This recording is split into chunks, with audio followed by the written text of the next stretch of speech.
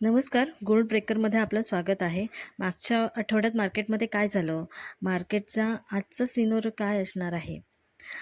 आणि ह्या येत्या आठवड्यामध्ये मार्केट काय बिहेव करणार आहे हे आपण ह्या व्हिडिओमध्ये पाहणार आहोत.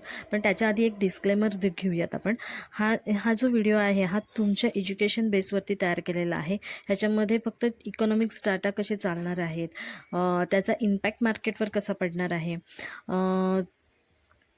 त्याच्यानंतर इकॉनॉमिकली किंवा ह्या पूर्ण वर्ल्डमध्ये नक्की काय काय होतं आहे हे तुम्हाला समजून घेण्यासाठी तुमच्या पोझिशन कुठल्या लेवलच्या असायला हवेत हे पाहण्यासाठी हा व्हिडिओ बनवलेला आहे.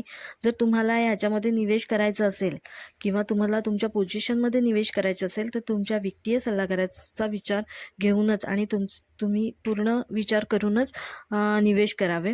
आपल्या ह्या व्हिडिओमध्ये कुठल्याही प्रकारचा निवेश करण्याची आपण सांगत नाही आहोत. आपण हा फक्त एज्युकेशन बेसवरती तयार केलेला व्हिडिओ आहे.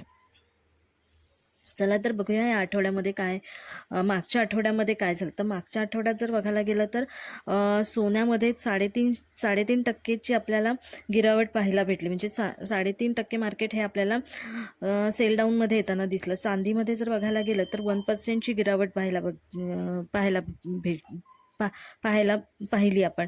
कच्च्या तेलमध्ये बघायला गेलं तर सगळ्यात मोठी म्हणजे 12.5% मोठी गिरावट पाहायला भेटली. आणि ह्याची जी कारणं आहेत त्याचे मेन कारण म्हणजे कच्च्या तेलामध्ये एवढी मोठी गिरावट पाहायला भेटली त्याचं कारण काय होतं, तर जी काही संधिवार्ता झाल्या, जिओपॉलिटिकलचा जो इश्यू होता हा जो कुठेतरी शांत लेवलला आला त्याचा इम्पॅक्ट म्हणून कच्च्या तेलामध्ये एवढी मोठी गिरावट बघायला भेटली आपल्याला. आणि सोन्याचं पण आपण जर बघायला गेलं तर सोन्यामध्ये पण हीच 2-3 कारणं आहेत जी मी मागच्या व्हिडिओमध्ये पण तुम्हाला सांगितलेली आहेत की जो जिओपॉलिटिकलचा विषय आहे तो कुठेतरी स्लो डाऊन होताना दिसला. टेरिफचा जो विषय आहे तो कुठेतरी आपल्याला स्लो डाऊन होताना दिसला. आणि ह्याचा जो इम्पॅक्ट आहे हा डेटावरती आपल्याला पडताना दिसून आला. आता दुसरी गोष्ट अशी आहे की डॉलर इंडेक्स जेव्हा डाऊनला येतो त्यावेळेला आपल्याला शक्यतो आपण बऱ्याच वेळा पाहिलेलं आहे की डॉलर इंडेक्स जेव्हा सेल डाऊन असतो त्यावेळेला गोल्ड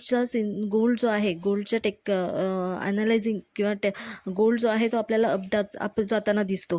पण ह्या वेळेला मात्र जसं डॉलर इंडेक्स डाऊन येतोय तसं गोल्ड पण डाऊन येतोय. पण जर का आपण मागच्या 5-6 महिन्याचा जो रेशो बघितला तर मार्केटनी खूप मोठ्या प्रमाणात आपल्याला बाईंग दाखवलेली आहे गोल्डनी. त्यांनी त्यांच्या बऱ्याचशा रॅली ज्या आहेत त्या तोडताना दिसलेलं आहे. त्याचं कारण होतं की जिओपॉलिटिकलचे इश्यू, टॅरिफचा इश्यू, त्याच्यानंतर ट्रम्प यांनी केलेले जे अनाऊन्समेंट आहेत ह्याचा जो इम्पॅक्ट आपल्याला त्यावेळेला, आणि ह्या सगळ्या गोल्डसाठी त्यावेळेला नवीन गोष्टी होत्या त्यामुळे त्या झपझप काय झाला अप डाऊन जाताना आपल्याला दिसलं. पण आत्ता कुठेतरी हा सगळ्या गोष्टी ज्या आहेत ह्या सेटल होताना आपल्याला दिसत आहेत.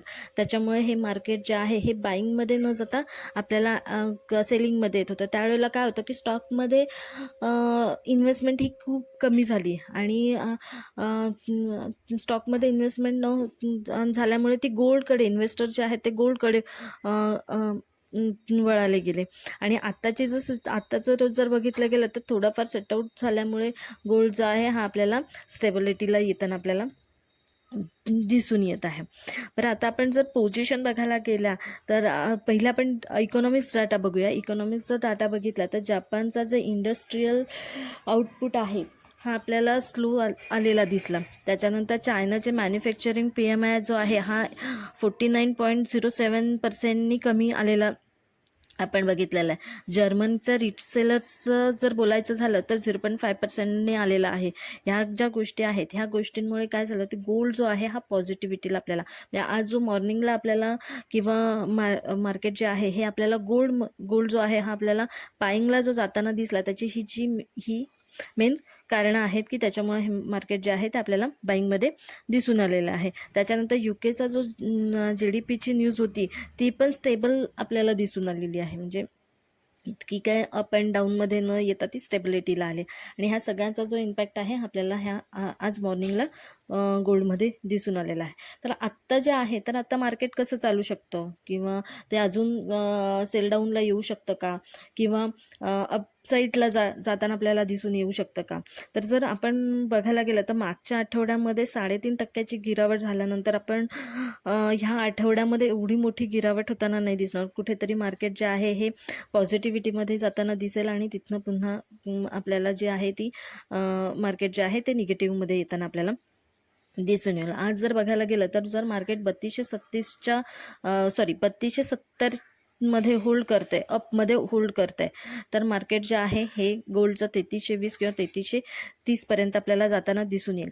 पण जर का 3270च्या खाली म्हणजे डाऊनला गेला, म्हणजे 3270च्या डाऊनलाच राहत असेल, तर मग आपल्याला मार्केट जे आहे ते 3132 पर्यंत येताना आपल्याला दिसून येऊ शकतं. हे टेक्निकली बाउन्स हा जो आहे हा टेक्निकली बाउन्स आपल्याला दिसून येऊ शकतो. पॉझिटिव्ह जरी असला तरी आपल्या पोझिशन घेताना सेल ऑन जम्पचाच विचार करून आपण आपल्या पोझिशन आहे त्या घेणं खूप गरजेचं आहे. कारण लॉंग टर्मसाठी जे आहे हे गोल्ड आता बाईंगचं न राहता गोल्ड जे आहे ह्या कुठेतरी आपल्याला सेलिंग झोनमध्ये आपल्याला दिसून येऊ शकतो.